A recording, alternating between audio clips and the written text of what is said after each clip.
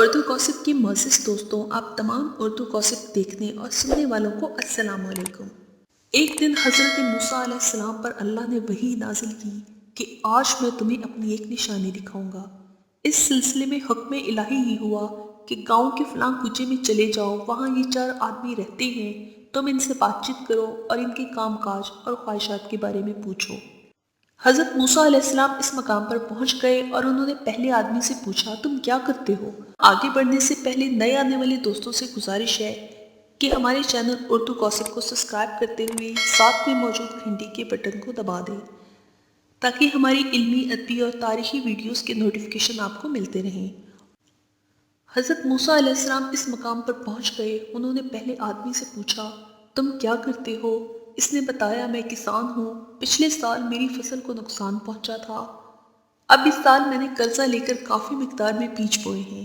اب میری خدا سے دعا ہے کہ اس سال خوب بارش ہو۔ آپ بھی دعا کیجئے کہ اب کی بار کھل کر بارش ہو جائے۔ حضرت موسیٰ علیہ السلام نے دوسرے شخص سے یہی سوال کیا تو اس نے کہا، میں ایک کمہار ہوں، میرا کام مٹی کے برتن بنانا ہے۔ حضرت موسیٰ علیہ السلام نے دریافت کیا، تمہاری کیا خواہش ہے؟ اس نے کہا، جب میں اپنے کام میں لگتا ہوں تو مجھے مٹی کا برتن بنانے کے بعد اسے بھٹی میں خوب پکانا پڑتا ہے۔ کبھی کبھار اچانک آسمان پر بادل چھا جاتے ہیں اور بارش ہونے لگتی ہے۔ اس طرح میرا کام درم برم ہو کر رہ جاتا ہے۔ اگر اس سال بالکل بارش نہ ہو تو میرا کام خوب چلے گا۔ پھر حضرت موسیٰ علیہ السلام نے تیسرے آدمی سے پوچھا، تم کیا کرتے ہو اور تمہاری کیا خواہش ہے؟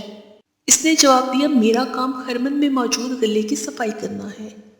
یہ کام کرتے وقت اگر زوردار ہوا چلے تو میں اپنا کام تیزی سے انجام دے سکتا ہوں۔ خدا کرے کہ خرمن میں موجود بالیوں اور بھٹیوں کی صفائی کے موقع پر خوب اور تیز ہوا چلے۔ حضرت موسیٰ علیہ السلام نے چوتھے آدمی سے پوچھا، تمہارا پیشہ کیا ہے اور تم کیا چاہتے ہو؟ اس نے کہا، میں باغبان ہوں، جب درختوں پر پھل نہیں ہوتے تو خیر کوئی بات نہیں، لیکن جب پھل لگ جائے تو تیز ہوا پھلوں کو گرا دیتی ہے۔ اگر اس سال تیز ہوائیں نہ چلیں تو میرے لیے بہت ہی بہتر ہوگا۔ حضرت موسیٰ علیہ السلام چاروں کی مختلف خواہشات سن کر حیرت میں پڑ گئے اور بارگاہ الہی میں عرض کی، پروردگارا، تو بہتر جانتا ہے کہ ان بندوں کی کس کام میں مصلحت ہے اور تو ہی بہتر جانتا ہے کہ ان کے ساتھ کیا سلوک کرے گا۔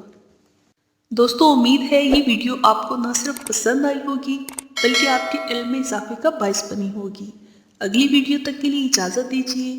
تب تک آپ کا، ہمارا، ہم سب کا اللہ نگہبان۔ خدا حافظ۔